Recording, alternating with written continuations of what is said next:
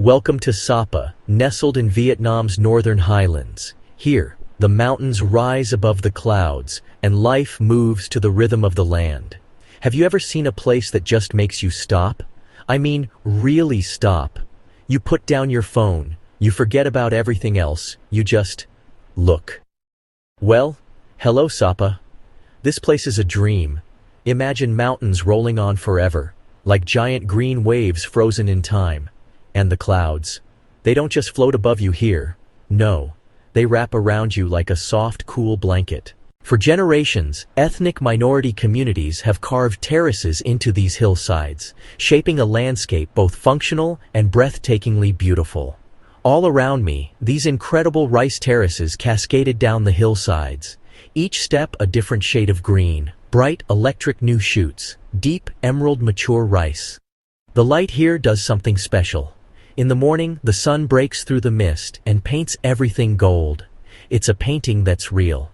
And it's been here forever. And it's been here forever. It smelled like earth. It smelled like rain. It smelled like something green and alive. It's the kind of air that makes you want to take a big, deep breath and hold it, just to remember the feeling. For hundreds of years, people have been carving these steps into the mountains, by hand. Then they had to figure out how to get water to flow from the very top terrace all the way down to the bottom one, without washing everything away. Each terrace is a testament to generations of families working together, shaping the very earth to sustain them.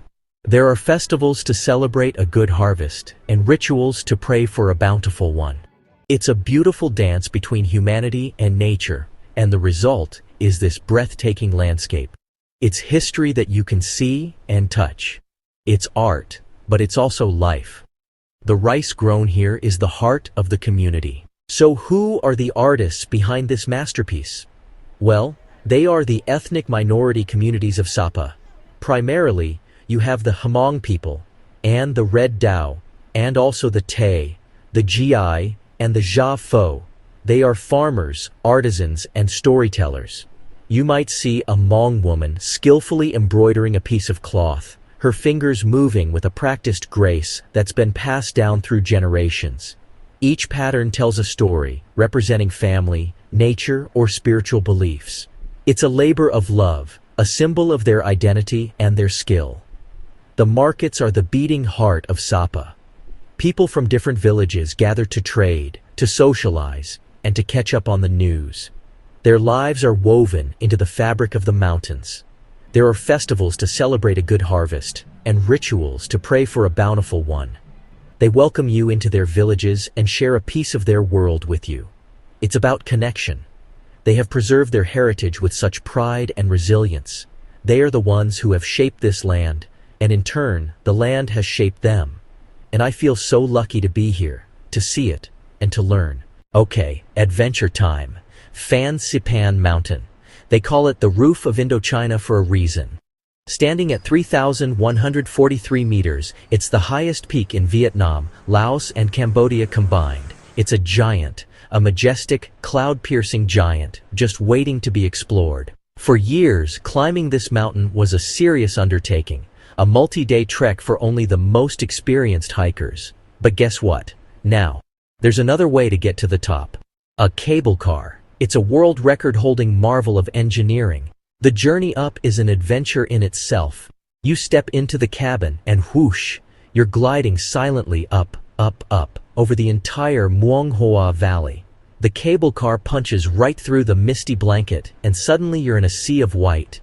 When you step out at the top station, the air is thin and cool. You're surrounded by beautiful pagodas, giant Buddha statues, and winding stone staircases that lead you the rest of the way to the absolute peak. It's a spiritual and serene place. And then, you reach the summit. You stand there, at the highest point in all of Indochina, with the world stretching out beneath you. On a clear day, the panoramic views are absolutely insane. You can see for miles and miles. Standing on that peak, breathing in that mountain air, is an experience you will never, ever forget. Whether you hiked for days or glided up in minutes, what a feeling. Because I'm always hungry. Let's talk about my favorite subject. Food. This is mountain food. It's hearty, it's flavorful, made with whatever is fresh and in season. The ingredients come straight from the local gardens, fields, and forests. One of the first things you have to try is thang ko. It's a traditional hot pot, a signature dish of the Hmong people. It's a rich, aromatic stew made with horse meat, organs, and a special blend of more than a dozen local spices and herbs. And the barbecue. As evening falls, the streets fill with the most amazing smoky aroma. There are skewers of seasoned pork, chicken wings, sausages, mushrooms, sweet potatoes, and bamboo tubes filled with sticky rice. You see piles of fresh produce, fragrant spices, handmade crafts, and silvery jewelry. People gather around bubbling pots and small stalls. It's simple, it's cheap, and it's one of the tastiest things you'll ever have. It's the wild mushrooms gathered from the forest, the longcap nash, a special breed of small, free-range pig, succulent and flavorful. Every bite is a connection to this place, and I am ready for my next bite. Are you hungry? I hope so. There's no better place to dive headfirst into the local culture than a market. They are a full-on sensory experience, and in Sapa, even a simple cup of tea is an experience. It's a gesture of hospitality. We sat in comfortable silence, smiling and sipping. It was a moment of pure, simple, human connection. No words needed. So, what is Sapa? Is it the misty mountains, the green stairways, the vibrant cultures, the smoky barbecue, the feeling of standing on top of the highest mountain? Yes. Sapa is a place of beautiful contrasts. It's ancient, it's modern, it's a place that gets into your heart. It leaves an echo. You'll remember the view from Fancy Pan, the taste of that hot pot, the sound of the market, the kindness of the people. This journey through Sapa is just a taste, an invitation to keep exploring. Go. If you ever get the chance, go. It will welcome you with open arms and a warm smile. I promise you. It will leave a little bit of its magic with you, an echo in your heart that will call you back.